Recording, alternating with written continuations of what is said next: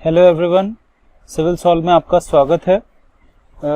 हम जो हैं सिविल सॉल्व में आपको प्रीवियस ईयर्स के एसएससी जेईई में आए हुए क्वेश्चन सॉल्व करा रहे हैं, जिसमें पहला सब्जेक्ट हमने बीएमसी उठा रखा है। और बीएमसी में हमारा जो टॉपिक चल रहा है वो है हमारा कंक्रीट, और कंक्रीट के हम कुछ क्वेश्चंस देख चुके थे। उसके बाद कंटिन्यूएशन में आगे क्वेश्चंस कौन से आ रहे हैं वो देखते हैं। तो पहला क्वेश्चन क्या कहता है हमारा, ordinary concrete is not used for concrete grades. तो जो ऑर्डिनरी कंक्रीट होता है उसमें क्या होता है, जो हम नॉमिनल मिक्स यूज करते हैं वो up to M25 he use करते हैं। और अगर M25 तक ही यूज करेंगे तो जो ऑर्डिनरी कंक्रीट मतलब इसको हम कह सकते हैं नॉमिनल मिक्स भी, ठीक है, नॉमिनल मिक्स। तो नॉमिनल मिक्स हम कब तक कहां तक यूज करते हैं, अप टू M25। उसके बाद हम क्या करते हैं, उसके बाद हम डिजाइन करते हैं डिजाइन मिक्स। डिजाइन मिक्स में आप लोग जानते हैं कि हम एक पर्टिकुलर स्ट्रेंथ के लिए क्या कंडीशन में एग्रीगेट हैं, कौन कौन से एग्रीगेट हैं, कितना फाइन एग्रीगेट है, कितना कोर्स एग्रीगेट है, और कोर्स एग्रीगेट में भी कितना 10 mm पड़ेगा, कितना 20 mm पड़ेगा, ये सब डिजाइन करते हैं। तो उसको हम बोलते हैं डिजाइन मिक्स।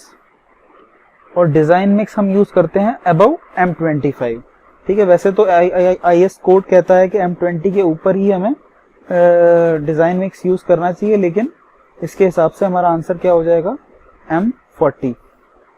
नेक्स्ट क्वेश्चन क्या कहता है, characteristic strength of concrete is measured eight. तो जो कैरेक्टरिस्टिक स्ट्रेंथ होती है आप लोग सभी जानते हैं, ये क्वेश्चन हम सॉल्व कर चुके हैं। जो कैरेक्टरिस्टिक स्ट्रेंथ होती है 28 डेज बाद हम कैलकुलेट करते हैं। Slump test is used for. Slump test हम किस लिए यूज करते हैं, आप सभी जानते हैं कि इसको वर्केबिलिटी के लिए यूज करते हैं। जितना ज्यादा स्लम्प होगा उतनी ज्यादा वर्केबिलिटी हो जाएगी। Shrinkage in concrete can be reduced by using. Shrinkage जो है हम कैसे रिड्यूस कर सकते हैं कंक्रीट में, लो वाटर सीमेंट रेशियो। अगर लो वाटर सीमेंट रेशियो रहेगा मतलब पानी उस पर्टिकुलर कंक्रीट में कम होगा, पानी कम होगा तो हीट ऑफ हाइड्रेशन की वजह से जो इवेपोरेशन ऑफ वाटर होगा वो भी कम हो जाएगा। वाटर इवेपोरेट कम होगा तो यानी कि श्रिंकेज कम होगा, यानी कि पहला ऑप्शन हमारा ठीक हो गया। दूसरा क्या बोल रहा है, less cement in the concrete. अगर सीमेंट हमने कम यूज कर रखा है तो लेस हीट ऑफ हाइड्रेशन होगा। अगर लेस हीट ऑफ हाइड्रेशन होगा तो क्या होगा, श्रिंकेज कम होगा, तो ये भी हमारा ठीक हो गया। Proper concrete mix. Proper concrete mix का क्या मतलब है कि अगर हमने कुछ कोर्स एग्रीगेट ले रखे हैं और उसके जो वॉइड्स में फिल होने वाले एग्रीगेट हैं वो होंगे फाइन एग्रीगेट। अगर हमने प्रॉपरली डिजाइन किया होगा कंक्रीट मिक्स तो क्या होगा, उसके अंदर फाइन एग्रीगेट प्रॉपरली पैक हो चुके होंगे, जिसकी वजह से क्या होगा कि एक कॉम्पैक्ट स्ट्रक्चर बन चुका होगा। एक कॉम्पैक्ट स्ट्रक्चर बना होगा तो उसकी अगर ड्राइंग की वजह से कुछ श्रिंकेज होगी तो वो बहुत कम होगी। इसलिए प्रॉपर कंक्रीट मिक्स की अगर हम यूज करते हैं तो उसकी वजह से भी श्रिंकेज कम होगी। तो ये भी ऑप्शन हमारा ठीक हो गया। तो आंसर इसका क्या हो जाएगा, डी। नेक्स्ट क्वेश्चन क्या बोलता है, the operation of removing humps and hollows of uniform concrete surface is known as. तो जो हम्प्स होते हैं उसको हम कैसे रिमूव करते हैं, इसको हम कुछ इस तरीके से समझ सकते हैं कि जैसे अगर हम कोई कंक्रीट का फ्लोर हमने बनाया है, उसमें क्या होता है, एग्रीगेट से कोर्स एग्रीगेट, फाइन एग्रीगेट सब जो हैं और इस तरीके से डिस्ट्रीब्यूटेड रहते हैं। तो हम सबसे पहले क्या करते हैं, स्क्रीडिंग करते हैं। स्क्रीडिंग में क्या करते हैं, एक हम रॉड सी ले लेते हैं स्टील की, उसके बाद इसमें हम पुश करते हैं, स्ट्राइक करते हैं। यहाँ पे स्ट्राइक किया, उसके बाद यहाँ पे स्ट्राइक किया, इस तरीके से इसको स्ट्राइक करते रहते हैं जगह जगह पे। और जैसे जैसे स्ट्राइक करते हैं एक टाइप से पुश करते हैं, तो इससे क्या होता है, ये जो कोर्स एग्रीगेट विजिबल होते हैं ये अंदर की तरफ दब जाते हैं। इस प्रोसेस को हम क्या कहते हैं, स्क्रीडिंग। तो जो operation removing humps and hollows को रिमूव करने के लिए जो प्रोसेस होता है उसको हम क्या बोलेंगे, स्क्रीडिंग। उसके बाद क्या होता है, आप लोग जानते हैं फ्लोटिंग क्या होता है। फ्लोटिंग में क्या होता है, हम एक इस तरीके का कुछ, आप लोग ने देखा भी होगा मिस्त्री के पास एक इस तरीके का कुछ इंस्ट्रूमेंट रहता है। इसका अगर हम प्लान बनाएं तो कुछ इस तरीके का ये होगा प्लान, और हमारा एक एलिवेशन कुछ इस तरीके से। ये वुडन एक प्लैंक लगा होता है, इसको क्या करता है वो पूरे सरफेस पे स्मूथली चलाता है। इससे क्या होता है कि उस पे जो कुछ रफ सरफेस होती है रह जाती है वो भी स्मूथ हो जाती है। इस प्रोसेस को हम क्या बोलते हैं, फ्लोटिंग बोलते हैं। तो जो इंस्ट्रूमेंट ये कहलाता है इसको हम क्या कह देते हैं, wooden float. Wooden float use करते हैं। आप लोगों ने घर, कभी आपके यहाँ काम चल रहा होगा, कंस्ट्रक्शन कभी देखा होगा तो आपने देखा होगा कि जो मेसन होते हैं वो इसको यूज करते हैं। उसके बाद ट्रॉवलिंग क्या होता है, ट्रॉवलिंग में हम क्या करते हैं, जैसे कि वुडन हमने फ्लोट यूज कर रखा है, उसमें हम स्टील फ्लोट यूज करते हैं, जिसमें ये वुडन प्लैंक ना लगा होता है, उसमें स्टील लगा होता है, उसको हम ट्रॉवलिंग कह देते हैं। उसके बाद फिनिशिंग होता है, फिनिशिंग में हम क्या करते हैं, फिनिशिंग एक ऐसा प्रोसेस है जिसमें हम टॉप सरफेस को स्मूथ करते हैं। किस तरीके से, इसको हम इस तरीके से स्मूथ करेंगे कि इसमें हम लेवलिंग करेंगे और स्मूथनिंग कर देते हैं। बस ये इस तरीके के प्रोसेस होते हैं जिससे हम कंक्रीट की सरफेस को फिनिशिंग देते हैं। नेक्स्ट क्वेश्चन हमारा क्या है, विच of the following method may be used for getting a more workable concrete. A more workable concrete कैसे मिल सकती है देख लेते हैं।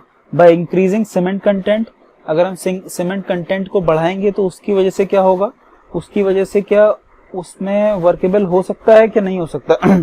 जैसे हमने पढ़ा था कि एग्रीगेट टू सीमेंट रेशियो अगर क्या होगा, अगर एग्रीगेट टू सीमेंट रेशियो हमारा कम होगा तो वर्केबिलिटी क्या होगी, वर्केबिलिटी ज्यादा होगी। तो अगर हम सीमेंट कंटेंट को बढ़ाएंगे तो उससे क्या होगा, सीमेंट कंटेंट को बढ़ाने से A/C की वैल्यू क्या होगी, कम होगी। A/C की वैल्यू बढ़ने से वर्केबिलिटी को बढ़ा सकते हैं। तो ये ऑप्शन हमारा ठीक हो गया। By decreasing water cement ratio, अगर वाटर सीमेंट रेशियो घटाएंगे तो वाटर का परसेंटेज कम होगा, वर्केबिलिटी कम हो जाएगी। ये आंसर गलत हो गया। By using angular aggregates in place of rounded, ये भी गलत हो गया। राउंडेड होते हैं उसमें वर्केबिलिटी ज्यादा मिलती है। By reducing size of aggregate, ये भी गलत हो गया। तो आंसर क्या हो जाएगा हमारा, इसका ए हो जाएगा आंसर। नेक्स्ट क्वेश्चन क्या बोलता है, presence of oil in water for concrete. अगर ऑयल प्रेजेंट है किसी कंक्रीट में तो उसकी वजह से क्या होगा, वो स्ट्रेंथ को बढ़ाएगा, स्ट्रेंथ को घटाएगा, या मोर हमें लम्प्स ज्यादा देगा, या सरफेस को स्मूथ करेगा। एक्चुअली में होता क्या है, अगर हम ऑयल ऐड कर देते हैं थोड़ा सा तो ये हाइड्रेशन ऑफ सीमेंट को डिस्टर्ब कर देता है। अगर हाइड्रेशन ऑफ सीमेंट के प्रोसेस को डिस्टर्ब करेगा तो उसकी वजह से उसकी स्ट्रेंथ क्या होगी, स्ट्रेंथ उसकी कम हो जाती है। तो आंसर हो जाएगा डी। नेक्स्ट क्वेश्चन क्या बोलता है, to estimate 28 day strength crushing strength of concrete cubes from 7 day cube strength we multiply 7 day cube strength by. यानी कि अगर हमें 7 डे स्ट्रेंथ पता है और उससे हमें कितनी कौन सी स्ट्रेंथ चाहिए, 28 डे स्ट्रेंथ। 7 डे स्ट्रेंथ से हमें 28 डे स्ट्रेंथ पे जाना है। जनरली हम जानते हैं कि जो 28 डे स्ट्रेंथ होती है वो जो होती है उसका 2/7 अगर हम 2/3 कर दें तो हमें 7 डे स्ट्रेंथ मिल जाती है। ठीक है, यानी कि अगर हमें 7 डे स्ट्रेंथ चाहिए है तो हम क्या करेंगे, अगर 28 डे स्ट्रेंथ गिवन है, हमें 7 डे स्ट्रेंथ चाहिए तो इसको हम 2/3 से मल्टीप्लाई कर देते हैं तो क्या होगा, हमें 7 डे स्ट्रेंथ मिल जाती है। तो वही उल्टा अगर यहाँ पे पूछा हुआ है, अगर 28 डे स्ट्रेंथ चाहिए, हमें 7 डे स्ट्रेंथ पता है तो हम 3/2 से मल्टीप्लाई कर देंगे, यानी कि 1.5 से मल्टीप्लाई कर देंगे। The initial setting time of fresh concrete should be.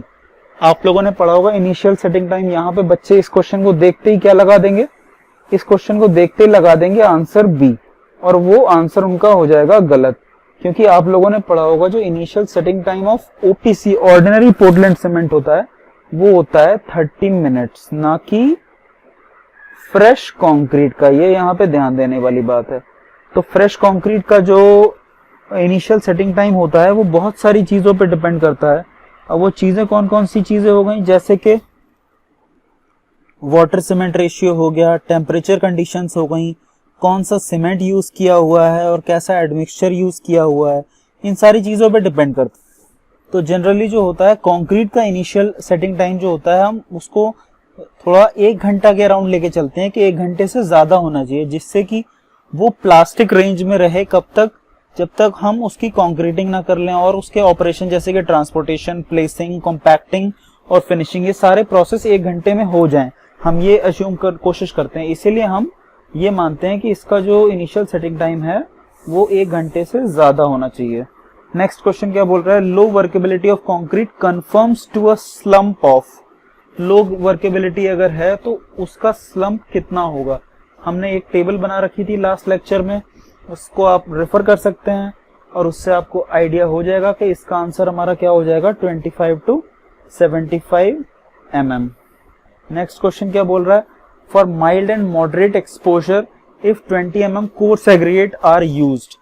Mild and moderate exposures के लिए अगर 20 mm कोर्स एग्रीगेट हमने ले रखा है तो मिनिमम सीमेंट कंटेंट पर क्यूबिक मीटर, एक क्यूबिक मीटर में कितना सीमेंट कंटेंट हमें रिक्वायर्ड होगा और वो कितना होगा। तो इसके लिए आपको एक मैं टेबल बना के दे देता हूं, वो आप टेबल याद कर लीजिए, क्या रहेगा उसका वो देख लेते हैं।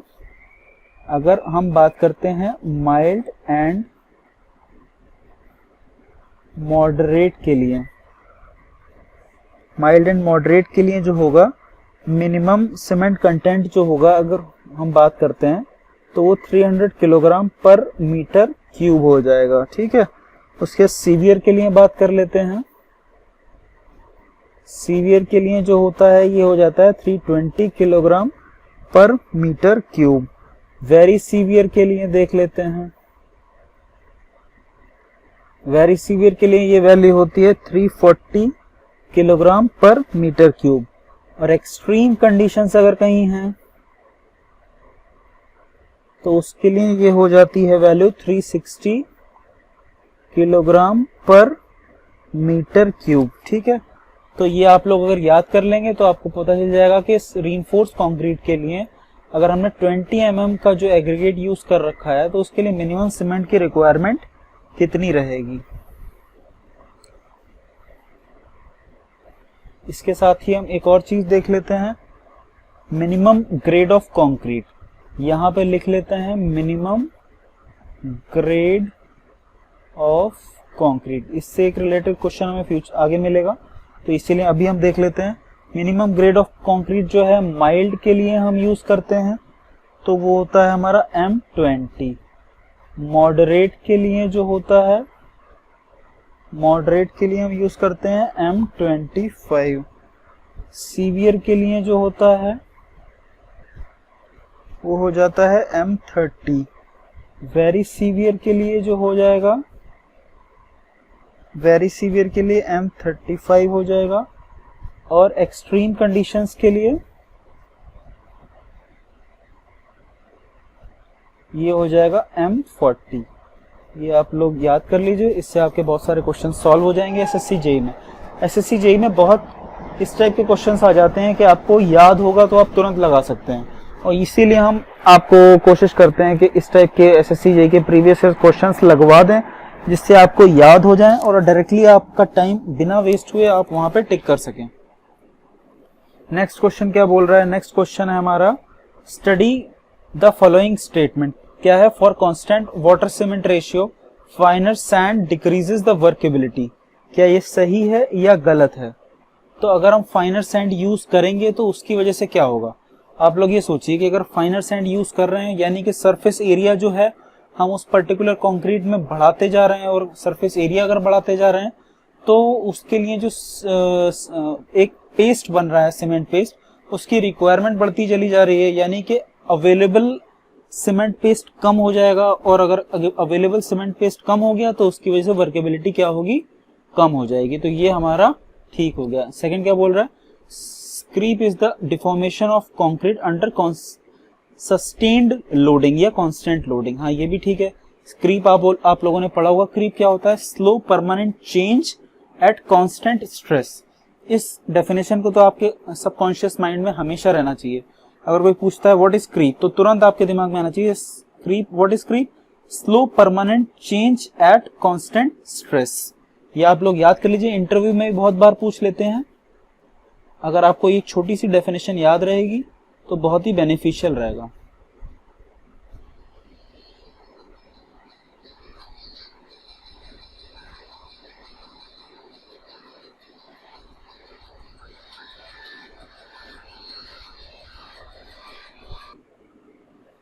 तो हमारा इसका आंसर क्या हो जाएगा, हम इसका आंसर लगा सकते हैं अपना बोथ। नेक्स्ट क्वेश्चन क्या बोल रहा है, the static modulus of elasticity EC of concrete for short term loading में बी डिराइव्ड एज।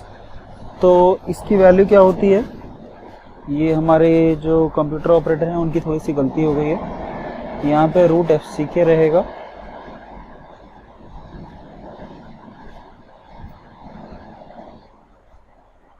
तो आप लोग जानते होंगे, ये आपने आरसीसी में भी पढ़ा होगा, शॉर्ट टर्म इलास्टिक मॉडुलस की वैल्यू जो होती है कंक्रीट के लिए कितनी होती है, 5000 रूट FCK।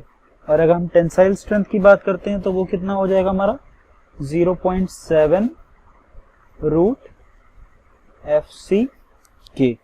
ये वैल्यू आप लोग याद कर लीजिए,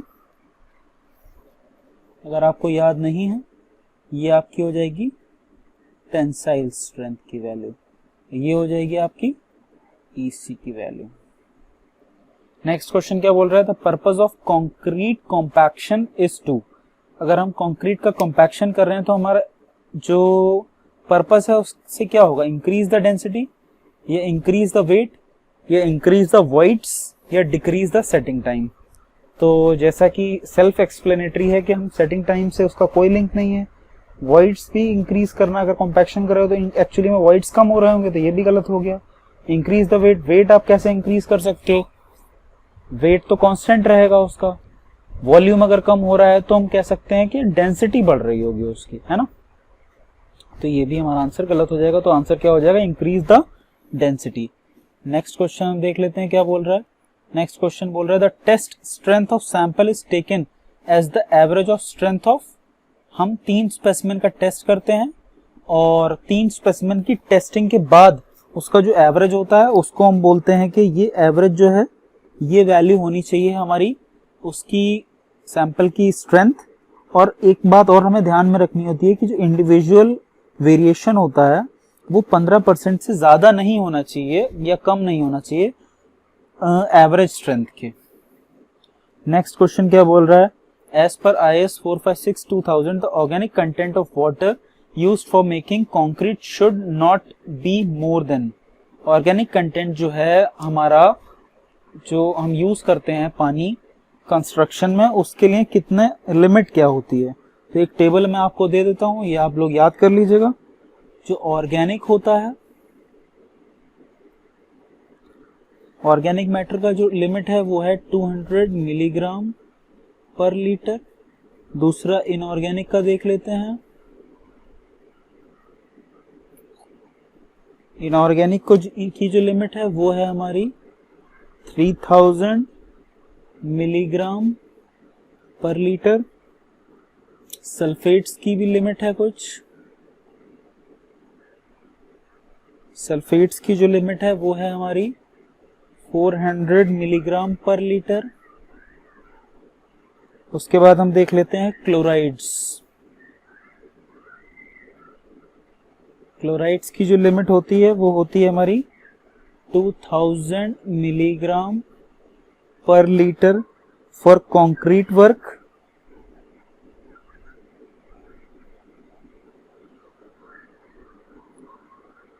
जिसमें स्टील नहीं है, ठीक है। उसके बाद 500 मिलीग्राम पर लीटर इसकी लिमिट हो जाएगी for concrete work with steel. Suspended solids की भी कुछ लिमिट होती है।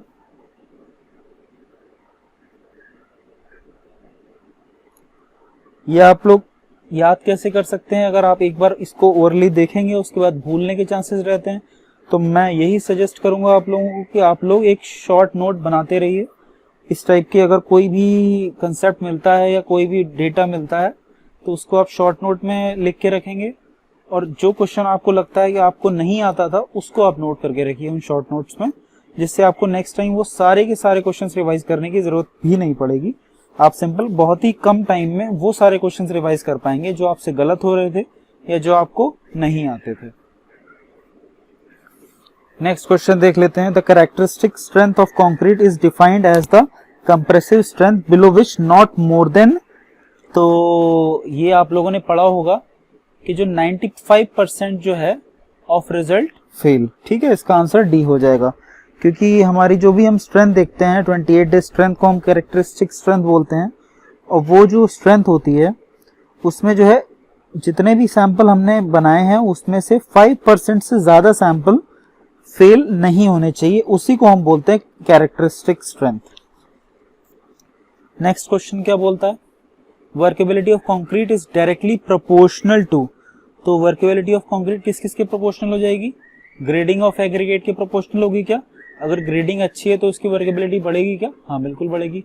वाटर सीमेंट रेशियो के भी प्रोपोर्शनल होगी क्या, हाँ बिल्कुल होगी, ये भी ठीक है। एग्रीगेट सीमेंट रेशियो, अगर एग्रीगेट सीमेंट रेशियो बढ़ेगा तो वर्केबिलिटी घटेगी, यानी ये इनवर्सली प्रोपोर्शनल हो गया।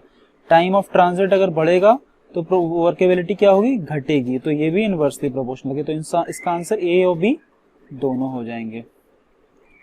नेक्स्ट क्या बोल रहा है, the bottom diameter, top diameter and the height of the steel mould should for, ये यहाँ पे मोल्ड लिख दीजिए,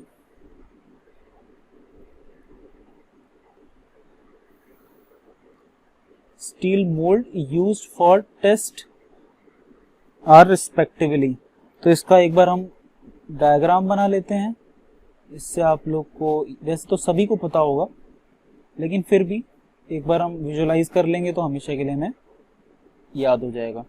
ये वाली जो वैल्यू होती है ये होती है 10 सेंटीमीटर, यहाँ का जो डायमीटर होता है ये होता है 20 सेंटीमीटर, इसकी जो हाइट होती है ये होती है 30 सेंटीमीटर। तो इसके हिसाब से हमारा ऑप्शन कौन सा करेक्ट हो जाएगा, 20 सेंटीमीटर। क्या पूछा हुआ है, bottom 20, top 10 and height 30, C answer हो जाएगा। नेक्स्ट क्वेश्चन क्या बोल रहा है, the addition of CaCl2 in concrete results in, CaCl2 add करने से क्या होता है। CaCl2 एक एडमिक्सचर होता है जो क्या करता है, एसिलरेटर का काम करता है और हाइड्रेशन को बढ़ा देता है, जिससे क्या होता है, सेटिंग टाइम कम हो जाता है हमारा। तो क्या होता है, अगर सेटिंग टाइम कम होगा और हाइड्रेशन बढ़ जाएगा तो उसकी वजह से क्या होगा, इंक्रीज्ड श्रिंकेज हो जाएगी। क्यों, हीट ऑफ हाइड्रेशन ज्यादा हो गई है तो श्रिंकेज के चांसेस बढ़ जाते हैं। और decreased setting time, setting time को क्या होगा, घट जाएगा। तो ये भी हमारा ठीक हो गया, ठीक है। तो इसका आंसर हमारा डिक्रीज्ड श्रिंकेज बिल्कुल गलत है, इंक्रीज सेटिंग टाइम ये भी गलत हो गया। तो हमारा इसका आंसर हो जाएगा बी।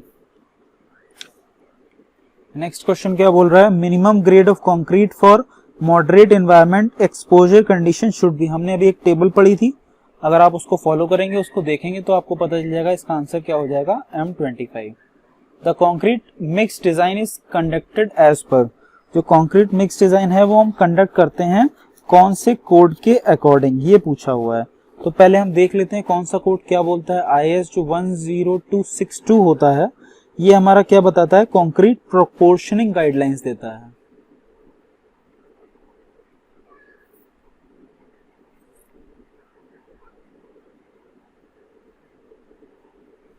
IS 13920 जो होता है ये डक्टाइल डिटेलिंग के लिए यूज होता है, रीइंफोर्स कंक्रीट के सीज्मिक फोर्सेस जहां लग रहे होते हैं।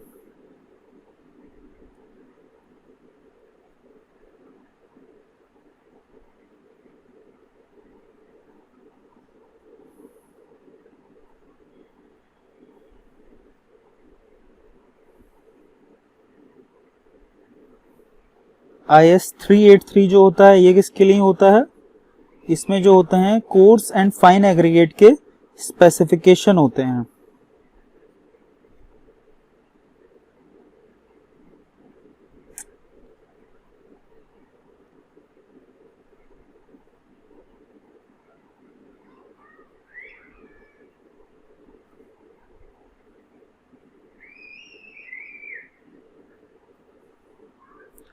IS 456 तो आप सभी जानते हैं किसके लिए होता है, हमारा plain and reinforced cement concrete के लिए।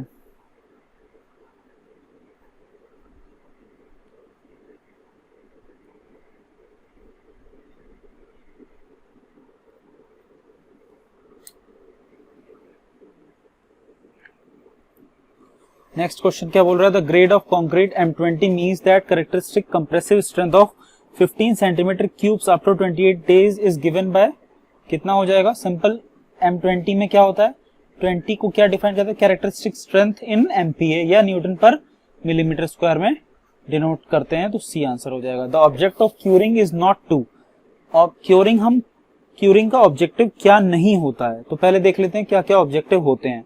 क्योरिंग हम क्यों करते हैं? Prevent the loss of water bye evaporation, बिल्कुल ठीक बात है। हम क्योरिंग इसीलिए करते हैं जिससे कि ये लॉस ऑफ वाटर जो हो इवेपोरेशन से वो हम रोक सकें। Reduce the shrinkage of cement concrete, हाँ बिल्कुल ठीक है, इसीलिए हम क्योरिंग करते हैं। Preserve the properties of concrete, बिल्कुल ठीक बात है। Reduce the strength of concrete, क्या हम क्योरिंग इसीलिए करेंगे क्योंकि स्ट्रेंथ कम हो जाए? बिल्कुल गलत बात है, तो इसका आंसर हमारा डी हो जाएगा। नेक्स्ट क्वेश्चन क्या बोल रहा था? Maximum admissible water cement ratio for mild environment exposure should be. Mild exposure के लिए जो है हमारा वो वाटर सीमेंट रेशियो कितना होना चाहिए? 0.55। ये हम एक बार लिख लेते हैं कौन कौन सा एक्सपोजर के लिए कितना वाटर सीमेंट रेशियो होना चाहिए, जिससे आपको आइडिया लग जाएगा। माइल्ड के लिए 0.55,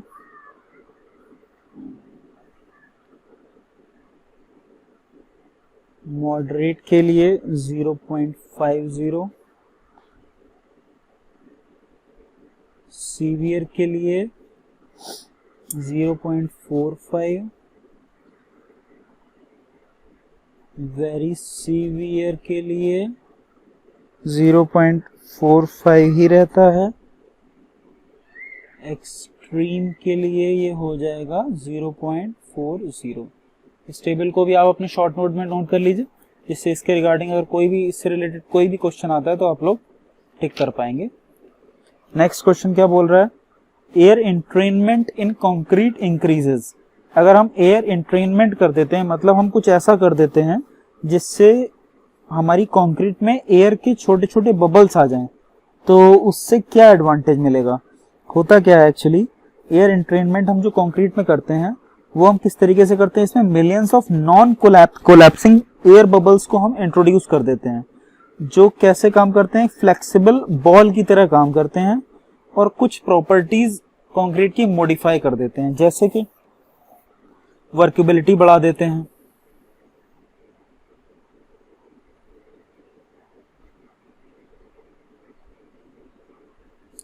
और क्या करते हैं?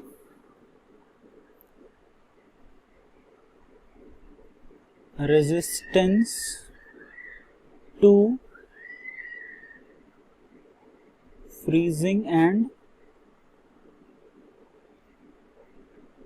थॉइंग को बढ़ा देते हैं, सेग्रेगेशन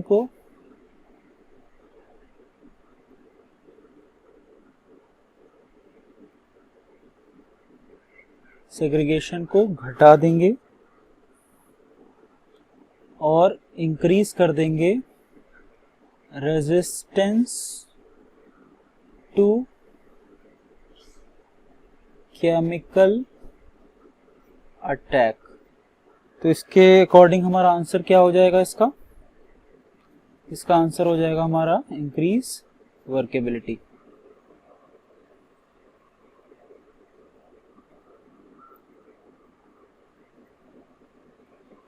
नेक्स्ट क्वेश्चन क्या बोल रहा है? To obtain very high strength concrete it is necessary to use very fine grand.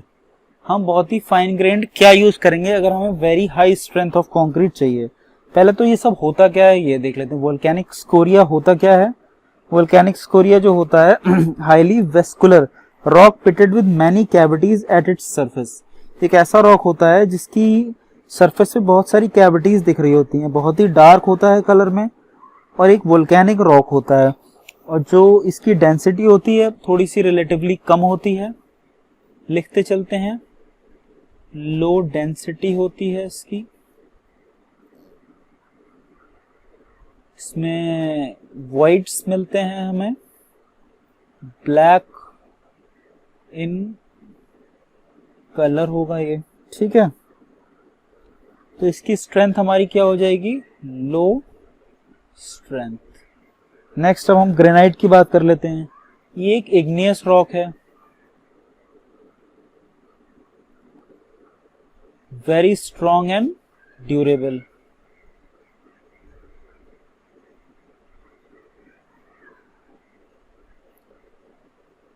बहुत ही स्ट्रॉन्ग एंड ड्यूरेबल हो गया, तो इससे हाई क्वालिटी स्ट्रेंथ मिल जाएगी हमें।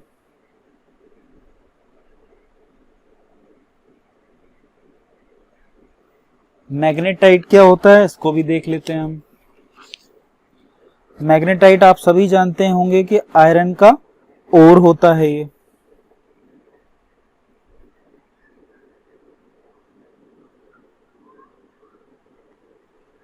बेराइट क्या होता है, ये भी एक ऐसा मिनरल होता है जिसमें बेरियम सल्फेट मिल जाता है। तो अभी इन सबको देख के आपको क्या आइडिया लग रहा है कि अगर हम वेरी फाइन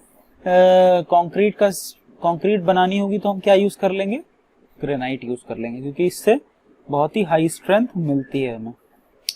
नेक्स्ट क्वेश्चन क्या बोल रहा है, the concrete having a slump of 6.5 centimetre is said to be, क्या कहलाएगा वो, प्लास्टिक कहलाएगा। ये हमने टेबल पहले ही पढ़ चुके हैं। नेक्स्ट क्वेश्चन है, calcium chloride added in concrete acts as, calcium chloride कैसे ऐड करता है, अभी क्वेश्चन एक लगा चुके हैं, एक्सीलरेटर की तरह यूज होता है। नेक्स्ट क्वेश्चन क्या बोल रहा है, the increase in the strength of concrete with its time, ये लीनियर होती है, नॉन लीनियर होती है, एसिम्प्टोटिक होती है, या ऑल ऑफ द अबव होती है। ये एक्चुअली में नॉन लीनियर होती है। इसका एक ग्राफ देख लेते हैं किस तरीके से बनता है।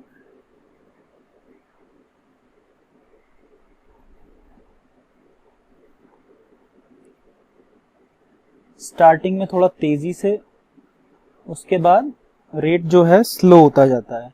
इधर हम लिख लेते हैं एज, वाई एक्सिस पे लिख लेते हैं स्ट्रेंथ एमपीए में। तो ये नॉन लीनियर एक ग्राफ मिलता है, तो इसका आंसर हमारा बी हो जाएगा। नेक्स्ट क्वेश्चन क्या बोल रहा है, generally concrete cubes are tested to measure concrete, compressive strength measure करने के लिए हम करते हैं क्यूब कास्ट। नेक्स्ट है, workability of concrete is directly proportional to, workability of concrete किस किस के डायरेक्टली प्रोपोर्शनल है। ट्रांजिट टाइम अगर बढ़ेगा तो वर्केबिलिटी बढ़ेगी क्या, नहीं घटेगी, गलत हो गया। वाटर सीमेंट रेशियो अगर बढ़ेगा तो कंक्रीट की वर्केबिलिटी बढ़ेगी, बिल्कुल बढ़ेगी। ग्रेडिंग ऑफ कंक्रीट अगर हम अच्छी करते हैं तो उसकी वजह से वर्केबिलिटी बढ़ेगी, बिल्कुल बढ़ेगी।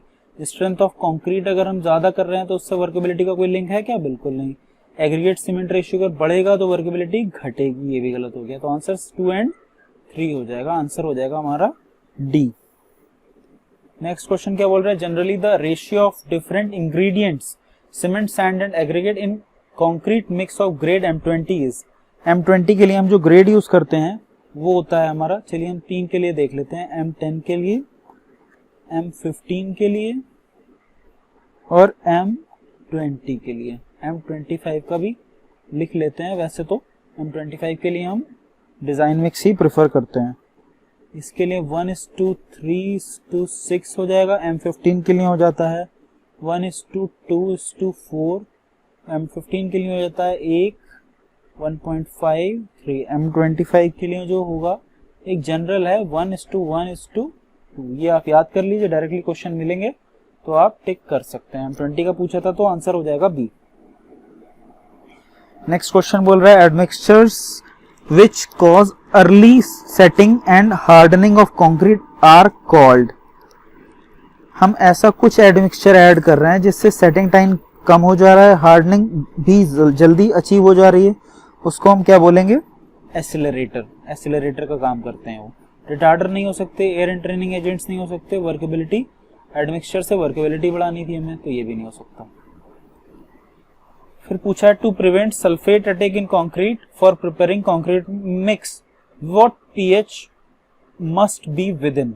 तो पीएच जो होती है वो हम इसकी रेंज वाटर की रखते हैं 6 to 9 रहती है, जिसकी वजह से हमारा इस टाइप की प्रॉब्लम सल्फेट अटैक के ऑप्शंस नहीं आते हैं। IS 456 जो होता है वो भी हमें कहता है कि हम जो सल्फेट अटैक के लिए 6 to 9 ही हमें रखनी चाहिए, और वाटर की पीएच हम हमेशा ये ध्यान रखेंगे 6 से कम तो कभी भी नहीं होनी चाहिए। अब बात कर रहे हैं separation of water and water sand cement from a freshly mixed concrete is known as. अगर सीमेंट कंक्रीट से वाटर निकल रहा है तो उसको हम क्या बोलते हैं, ब्लीडिंग। आप लोग को हम लास्ट लेक्चर में ही पढ़ा चुके हैं ये। नेक्स्ट क्वेश्चन क्या बोल रहा है, the permanent deformation of concrete with time under steady load is called. अगर परमानेंट डिफॉर्मेशन की बात करते हैं, अभी हमने एक डेफिनेशन भी पढ़ी थी, जो एक स्टेडी लोड है, कांस्टेंट लोड है, कांस्टेंट स्ट्रेस है, उसकी वजह से अगर कोई चेंज हो रहा है, डिफॉर्मेशन हो रहा है, तो उसको हम क्या बोलते थे, क्रीप बोलेंगे। ठीक है, इसका आंसर हमारा हो जाएगा creep. Segregation in concrete occurs when, segregation जो होता है हमारे कंक्रीट में कम होता है। जब होता क्या था, कोर्स सेग्रीगेशन की डेफिनेशन याद करिए, जब इसमें एग्रीगेट्स जो होते हैं वो बाहर निकलने लगते हैं because of different specific gravities. तो देख लेते हैं कौन सा ऑप्शन सूट करता है। सीमेंट गेट्स सेपरेटेड, बिल्कुल गलत बात है। Cement fails to give adequate binding quality, नहीं। Water is driven out of concrete at a faster rate, water आता है तो उसको ब्लीडिंग बोलते हैं। Coarse segregate tries to separate out from the final material, यही आंसर हो जाएगा। नेक्स्ट क्वेश्चन देख लेते हैं क्या बोल रहा है। The top diameter of bottom diameter and height of the steel mould, ये हम क्वेश्चन अभी देख चुके हैं। कितना हो जाएगा इसका, 20, 10 और 30 आंसर। क्या पूछा, टॉप इसमें पूछा हुआ है, सॉरी। अगर टॉप पूछा हुआ है तो पहले 10 हो जाएगा, फिर बॉटम 20 हो जाएगा और हाइट 30, ये आंसर हो जाएगा इसका। नेक्स्ट क्वेश्चन क्या बोल रहा है, workability of concrete for given water content is good if the aggregates are, अगर एग्रीगेट एंगुलर है तो वर्केबिलिटी ज्यादा मिलेगी, फ्लेकी है तो राउंडेड या इरेगुलर। हम जैसा जानते हैं कि राउंडेड एग्रीगेट्स में सरफेस एरिया सबसे कम होता है एग्रीगेट्स का, तो वर्केबिलिटी सबसे ज्यादा हो जाएगी। नेक्स्ट क्वेश्चन क्या बोल रहा है, generally strength of concrete is consider negligible या very low in compression, tension, fatigue या किसमें। टेंशन में हम कंक्रीट को मानते हैं कि वो बिल्कुल ही निग्लिजिबल स्ट्रेंथ रखती है। नेक्स्ट क्वेश्चन क्या बोल रहा है, in concrete while hand mixing is adopted excess cement to be added is, क्या होता है जनरली अगर हम मशीन से मिक्स कर रहे हैं तो हम ये अज्यूम करते हैं कि प्रॉपर मिक्सिंग हुई होगी, लेकिन अगर हम हाथ से मिक्स कर रहे हैं साइड पे तो उस पे हम क्या अज्यूम करते हैं कि इसमें शायद कुछ कमी रह गई होगी, तो उसके लिए हम एक फैक्टर ऑफ सेफ्टी लेके चलते हैं और हम थोड़ा सा सीमेंट एक्स्ट्रा मिला देते हैं। तो जो एक्सेस सीमेंट होता है वो कितना परसेंट होता है, ये है क्वेश्चन। तो हमारा आंसर इसका है 10%, 10% सीमेंट एक्स्ट्रा लेके चलते हैं। Next, which of the following acts as retarder for cement concrete, acts as retarder यानी कि उसकी प्रोसेस को, हीट ऑफ हाइड्रेशन को क्या कर रहा है, वो कम कर दे रहा है। तो कैल्शियम क्लोराइड हम पढ़ चुके हैं, ये क्या होता था, ये तो एक एक्सेलरेटर होता था। कैल्शियम लिग्नोसल्फेट्स जो होते थे ये क्या होते थे, ये प्लास्टिसाइजर्स होते थे। कैल्शियम स्टेरेट क्या होता था, ये वाटरप्रूफिंग एजेंट होते हैं।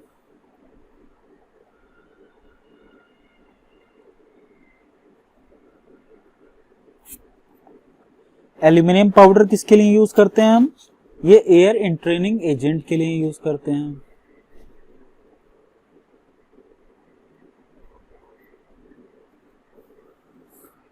तो इसका आंसर कोई लग रहा है आपको होना चाहिए जो रिटार्डर का काम करे। एल्यूमिनियम, ये भी एयर इंट्रेनिंग एजेंट हो गया, कैल्शियम स्टेरेट हो गया, तो इसका कोई भी आंसर करेक्ट नहीं लग रहा है। तो इसमें हम क्या करेंगे, कोई भी आंसर टिक नहीं करेंगे। नेक्स्ट क्वेश्चन क्या बोल रहा है, the concrete cubes are prepared, concrete cubes prepared, cured and tested according to Indian standard code number, किस कोड के अकॉर्डिंग हम उनको प्रिपेयर करते हैं, क्योर करते हैं, टेस्ट करते हैं। तो हम देख लेते हैं सारे IS कोड्स का क्या क्या यूज है। IS 515 होता है वो नेचुरल एंड मैन्युफैक्चरल एग्रीगेट्स के लिए मास कंक्रीट में यूज करते हैं। IS 516 जो है ये हम इसमें हम देखते हैं कि test for strength of concrete हम देख लेते हैं इसमें। IS 517 जो है स्पेसिफिकेशन फॉर मीथेनॉल हो जाता है। 518 जो होता है ये होता है photography camera accessory shoes with and without electrical contacts for photo flash lamps and electronic photo flash using specification, मतलब कुल मिला के ये वाला जो होगा हमारा फोटोग्राफी से रिलेटेड हो गया। तो हमारा इसके अकॉर्डिंग आंसर क्या हो जाएगा, 516। शॉर्ट में लिख देता हूं मैं कौन कौन सा कोड किसके लिए हो रहा है।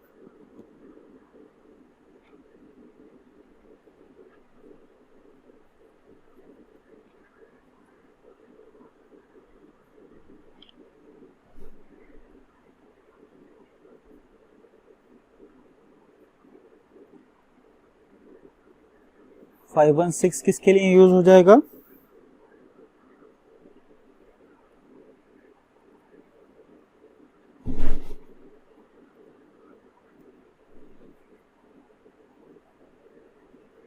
फाइव वन सेवन जो होगा ये किसके लिए यूज हो जाएगा?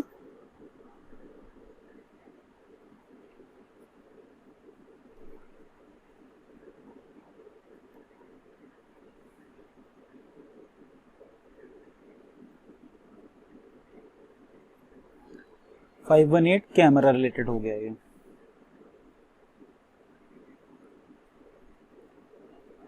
नेक्स्ट क्वेश्चन बोल रहा है separation of coarse aggregate from curing concrete during transportation is known as segregation. आप लोग को अभी पढ़ा चुके हैं। नेक्स्ट बोल रहा है water cement ratio is measured of water and cement used पर क्यूबिक मीटर ऑफ कंक्रीट। तो जो इसका आंसर हमारा क्या हो जाएगा? इसका आंसर हो जाएगा वॉल्यूम बाय वेट। तो ऐसा करते क्यों हैं हम? अगर हम वाटर सीमेंट रेशियो की बात कर लेते हैं तो वाटर की कंडीशन में क्या होता है, 1 kg का वेट ही जो होता है 1 लीटर होता है। सीमेंट के लिए हम क्या करते हैं? वेट को प्रेफर करते हैं। जो चीज इजी होगी हमारा वाटर के लिए, वाटर में हमें वॉल्यूम मेजर करना इजी होगा, वेट सीमेंट के लिए हमारा वेट मेजर करना इजी होगा, इसलिए वॉल्यूम बाय वेट हमारा इसका आंसर हो जाएगा। नेक्स्ट क्वेश्चन क्या बोल रहा है? To prevent segregation the maximum height of placing concrete is. इसका आंसर जो है हमारा IS 456 2000 में मेंशन्ड है। हाइट जो है 1.5 मीटर से ज्यादा हम अवॉइड करेंगे। नेक्स्ट क्वेश्चन बोल रहा है slump test for concrete is carried out to determine. आप सभी जानते हैं वर्केबिलिटी के लिए हम करते हैं ये। नेक्स्ट क्वेश्चन क्या बोल रहा है? Poisson's ratio for cement concrete is. Poisson's ratio जो है सीमेंट कंक्रीट का कितना होता है? ये जो है हमारा सबसे कम होगा, तो 0.15 हमारा सीमेंट कंक्रीट का पॉइजंस रेशियो हो जाएगा। कुछ के हम देख लेते हैं स्टैंडर्ड कितने होंगे पॉइजंस रेशियो। जैसे कि कॉर्क का जो होता है पॉइजंस रेशियो 0 होता है, और हम देख लेते हैं कंक्रीट का जो होता है वो लाई करता है 0.1 से 0.2 तक लाई करता है इसका। फिर कास्ट आयरन का देख लेते हैं। कास्ट आयरन का जो होता है 0.2 से 0.3 के अराउंड रहता है। स्टील का आप सभी जानते होंगे, स्टील का कितना होता है? 0.27 से 0.3 तक लाई करता है हमारा। एल्यूमिनियम का देख लेते हैं। एल्यूमिनियम का जो होता है 0.33 होता है। और परफेक्टली इलास्टिक रबर अगर कोई होगी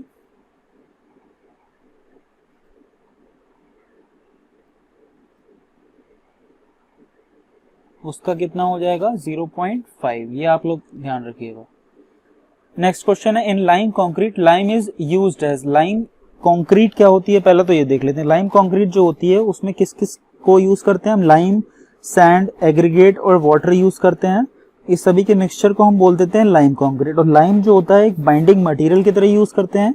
जैसे कि सीमेंट कंक्रीट में सीमेंट का काम क्या होता है? बाइंडिंग मटेरियल का काम होता है। वैसे ही लाइम कंक्रीट में लाइम जो होता है वो बाइंडिंग मटेरियल का काम करता है। तो हमारा इसका आंसर क्या हो जाएगा? Binding aggregate. तो अभी हम यहीं पे अपना ये लेक्चर फिनिश करते हैं। उसके बाद अभी हम कोशिश यही करेंगे नेक्स्ट टाइम से कि हम एक लेक्चर में ज्यादा से ज्यादा क्वेश्चन को कवर कर सकें। कुछ बच्चों की डिमांड भी आ रही थी कि एक लेक्चर में कम क्वेश्चंस हो रहे हैं, थोड़े ज्यादा क्वेश्चन ही लेना प्रेफर करें। तो नेक्स्ट टाइम से हम इस टाइप की डिमांड को वेलकम करते हैं और कोशिश ये करेंगे कि आपको ज़्यादा क्वेश्चंस प्रोवाइड कर सकें। बट आपको एक सजेशन भी ये है कि आप लोग, अगर आपको लगता है कि इतने सारे वीडियोस हो जा रहे हैं, तो आप लोग के लिए ये सजेशन रहेगा कि आप लोग जैसे ही अपलोड होता है तो उसके 1-2 दिन में वीडियो देख लीजिए। हमारे जो वीडियो पढ़ रहे हैं उसमें अगर हम प्रीवियस ईयर के पेपर की बात करते हैं तो अगर एक वीडियो आज पढ़ा है तो अगला वीडियो 3 से 4 दिन बाद पढ़ रहा है। ठीक है, तो आपको इतना टाइम मिल जा रहा है। और नेक्स्ट टाइम आप लोग थोड़ा सा प्रिपेयर्ड भी रहिए कि अब जो क्वेश्चंस आपको मिलने वाले हैं लेक्चर्स, वो मोर और लेस 1 और 2 डेज में आपको मिलते रहेंगे। कोशिश यही करूंगा मैं कि डेली आपको एक वीडियो दूं, लेकिन एक दिन कई बार हो सकता है गैप हो जाए तो एक दिन बाद मिल जाएगा। लेकिन आपको बहुत ही ज़्यादा क्वेश्चंस मिलने वाले हैं आप फ्यूचर में, तो उसके लिए आप प्रिपेयर्ड रहिए और पेंडिंग कुछ मत छोड़िए। जो चीज़ आ रही है आपके सामने उसको आप रिवाइज करते हुए चलते रहिए। मुझे लगता है अगर आपको लग रहा है कि 45 मिनट्स की वीडियो है, 650 मिनट्स की वीडियो है, तो उसको 1.25 स्पीड पे चला दीजिए अगर आपको ईजी लग रहा है। अगर आपको हार्ड लग रहा है तो आप नॉर्मल मोड पे यूज़ करिए। अगर आपने मान लीजिए क्वेश्चन सारे देखे हुए हैं, कहीं से लगाए हुए हैं, तो आप उसको थोड़ा स्पीड में देख लीजिए। 40 मिनट की वीडियो आप 30 या 25 मिनट में देख लेंगे। तो इस तरीके से ये कुछ शॉर्ट ट्रिक्स लगा के आप लोग वीडियोस को जल्दी देख सकते हैं और अपना रिवीजन भी बहुत ही फास्ट कर सकते हैं। तो all the very best for your exams.